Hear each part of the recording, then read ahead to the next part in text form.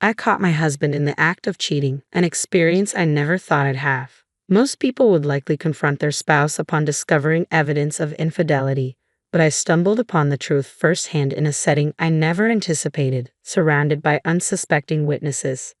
Suspicions about their relationship had lingered in my mind, but nothing prepared me for witnessing my husband's betrayal so publicly. My name is Christina, a stay-at-home mom to a 6-year-old son. On the day of the incident, my husband had a rare day off, and we had plans for a family outing. However, when I awoke, he was already gone. A message informed me he was tending to his feverish sister, and with no one else home, he expected to return in the evening. As the message came through, a heavy sigh escaped my lips. I had promised my son a day of fun at the amusement park, and he had eagerly anticipated it since the day before. I knew my husband had been shouldering a significant workload lately, immersed in a major project for the past 6 months without respite. This day was meant to be a rare opportunity for our family to bond. Instead, he chose to attend to his sister's needs. She supposedly had a fiancé, rendering her capable of managing on her own. Yet my husband's penchant for playing caretaker to his sister prevailed. It wasn't the first time his sister's needs took precedence over our family plans. His fixation on his sister had always unsettled me. He once admitted that he was drawn to me because of my resemblance to her, coupled with my supposedly exceptional qualities. While I acknowledged his sister's beauty and kindness when I met her long ago, being likened to her always left me feeling uneasy. It seemed the highest compliment he could offer, but the underlying implications left me feeling uncomfortable. My husband used to express his desire for both a son and a daughter, often initiating intimacy. However, since the birth of our son, there's been a noticeable decline in our physical connection to the point where it's non-existent now. Considering our youth and my husband's prior enjoyment of intimacy, suspicions arise that he may be seeking it elsewhere. Betrayal is one thing I could perhaps forgive, albeit reluctantly, but what troubles me more is his consistent absence, even on days off like today. Spending time with our child should be a natural inclination, yet he seems indifferent. Our son, deeply attached to his father, becomes distraught when he's absent. Despite ample opportunities, my husband fails to engage with our son, neglecting simple gestures like birthday gifts or attending school functions. Instead, he retreats to his room, engrossed in endless gaming sessions, disconnected from family life. If this continues, our once close father-son bond risks fading into unfamiliarity. I grew increasingly skeptical of my husband's claims about being engrossed in a major project, considering his prolonged absences from home. Seeking clarification, I reached out to a former classmate employed at the same company. "Is my husband truly buried in work as he claims?" I inquired, a hint of suspicion in my tone. My classmate chuckled before responding, "Absolutely not. If anything, your husband has earned a reputation as a window-side employee. He appears disinterested and clocks out on time every day." Confirmation of my suspicion sent a wave of realization crashing over me. It aligned perfectly with my observations.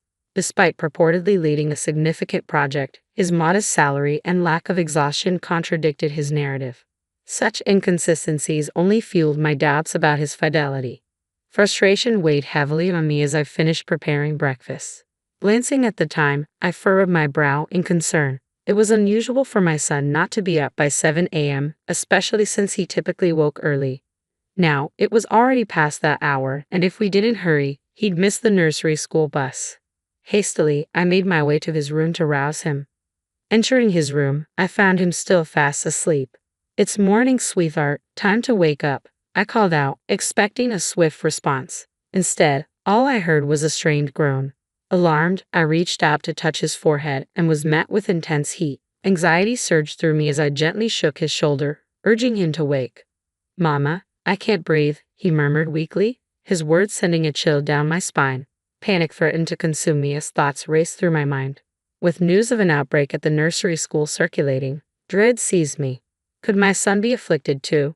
Reports of children succumbing to the illness only heightened my fear, and I dreaded the possibility of losing him. In a frantic bid for help, I reached for my phone, dialing my husband's number repeatedly.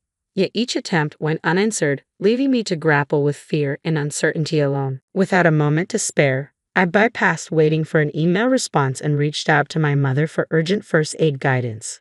With her nursing expertise, she was my go-to expert in moments like these. Swiftly following her precise instructions, I fashioned an ice pack and took my son's temperature, finding it alarmingly high at over 102.2 degrees Fahrenheit. Without hesitation, I dialed for an ambulance and tended to my son, ensuring he stayed hydrated while awaiting medical assistance. Concerned about the potential for heat stroke, as my mother had cautioned, I acted swiftly to mitigate any further risks. As the ambulance arrived, I faced the sobering reality that I couldn't accompany my son due to infection precautions. Left with no alternative, I hailed a taxi and hurried to the hospital where he would be treated. Throughout the ordeal, I persisted in attempting to reach my husband, despite knowing the futility of my efforts. Dishearteningly, my attempts went unanswered, prompting me to leave a desperate message online, clinging to the hope that he might see it and respond if he possessed a shred of responsibility. Upon reaching the hospital, I anxiously awaited outside the emergency treatment room, fervently praying for my son's swift recovery. Memories of losing my father in a similar emergency room flooded my mind, igniting fears of losing my son as well. As I grappled with the possibility of another devastating loss, my mother, a steadfast source of support, offered reassurance, her words a comforting refrain amidst the turmoil. An hour later, relief washed over me as I received news of my son's rescue. However, medical advice dictated a week-long hospital stay for his recovery, prompting his transfer to a hospital room. Despite the harrowing ordeal, my husband remained absent, compounding my sense of isolation. Determined to provide for my son's needs, I returned home the following day to gather essentials and decided to bring him some fruit as a gesture of care. Wanting to express gratitude to the doctor who had aided us, I made a detour past the emergency room, only to find chaos unfolding within its confines. Sensing I might be in the way, I postponed my visit to the doctor, turning to head towards my son's room. It was then that I witnessed a startling sight: a man and a woman on a stretcher, their bodies entwined as if caught in a bizarre embrace. The scene hinted at a precarious situation, one where they appeared to be joined together, perhaps a consequence of a mishap during intimate moments. I navigated the chaotic scene, my mind filled with sympathy for those caught in such a vulnerable predicament. The embarrassment of being transported in such a manner must be excruciating, I mused, attempting to pass by discreetly. However, my thoughts were abruptly interrupted as my gaze locked with that of a familiar face. Under ordinary circumstances, the encounter might have been merely awkward. Yet for me, it was nothing short of shocking. My husband lay on the stretcher, his expression betraying surprise at our unexpected reunion. "What are you doing here?" I blurted out, astonishment coloring my voice. Caught off guard, my husband stammered, well, I've caught my sister's cold," his words faltering in the face of my inquiry. Confusion clouded my mind as I grappled with the surreal coincidence of encountering my husband in the same emergency room where our son had been admitted just the day before. Questions swirled in my head as I watched him being transported, unclothed, alongside another woman. Who was she, and why were they together? Amidst my bewilderment, my gaze met the eyes of the woman accompanying my husband. Despite the chaos, a flicker of recognition sparked within me. Even in my state of disarray, I couldn't deny the truth staring back at me. This woman was my husband's mistress. As I glared at her, a familiar voice cut through the tumult, pulling me from my thoughts. "Why on earth is Christina here?" the voice exclaimed. Recognition dawned upon me. Of course, the woman beside my husband was none other than Brenna, his sister. Time seemed to stretch out endlessly as I processed the surreal unfolding of events. Suspicions of my husband's deceit had simmered within me, but I never anticipated this revelation. Even if he had come to check on our son, his entanglement with another woman, especially his own sister, was beyond comprehension. Despite the urge to confront them immediately, the sight of my husband and his sister being wheeled away on a stretcher forced me to restrain myself. I knew they couldn't evade scrutiny, so I resolved to address the situation later. Suppressing the surge of emotions, I redirected my focus to my son, the initial reason for my visit. With a heavy weight settling in my chest, I sought solace in his room, attempting to untangle the jumble of feelings swirling within me. When I checked my phone, it was flooded with messages from my husband, each one attempting to gloss over the situation. Notably absent was any mention of our son's hospitalization. Deciding to continue ignoring him, I waited patiently for another hour. Soon enough, the doctor who had tended to my son the previous day appeared. Their smile was reassuring as they delivered the news. Your son is doing remarkably well. His recovery is progressing faster than anticipated.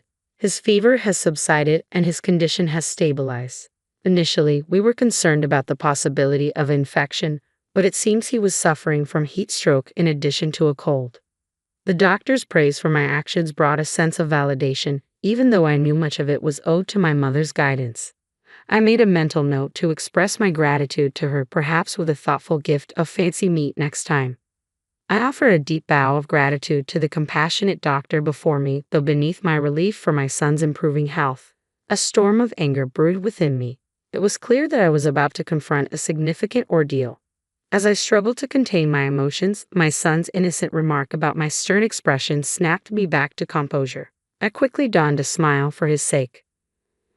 Mama's face is just pretending to be scary. I'm not scared, I reassured him before stepping away with a promise to return soon. Exiting the hospital, I braced myself for the impending conversation with my husband, who had bombarded me with over 100 missed calls.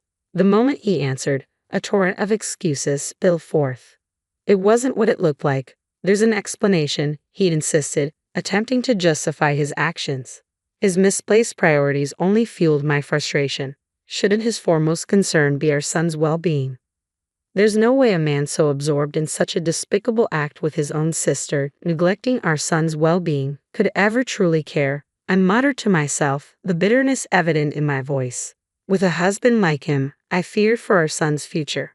Recognizing the bleak reality of my husband's character, I made the difficult decision to divorce him. Despite the challenges ahead, I was determined to navigate them for the sake of my son. Turning to face him, I unleashed the pent-up anger that had been simmering within me. So, while our son was suffering, you were preoccupied with that, weren't you? Indulging whenever you had a moment to spare, and with your own sister, no less. It's utterly repulsive, I spat out at him. He stood speechless, unable to offer a defense. Pressing on, I delivered my final blow. Oh, and just so you know, I've already informed your parents. I won't involve your company, for now. It would be a shame if you couldn't meet your obligations for alimony and child support. Goodbye, I concluded, severing ties with my husband with those parting words. 3 days later, my son made a full recovery, surpassing all expectations. With the discharge process complete, I returned home, embracing my beloved son's restored health. Naturally, my husband was nowhere to be found. In the aftermath of the ordeal, my husband sought me out to offer his apologies in person. Yet, as he pleaded for forgiveness, I solemnly handed him the divorce papers I had already prepared and signed. This wasn't an isolated incident, I responded, my voice devoid of warmth.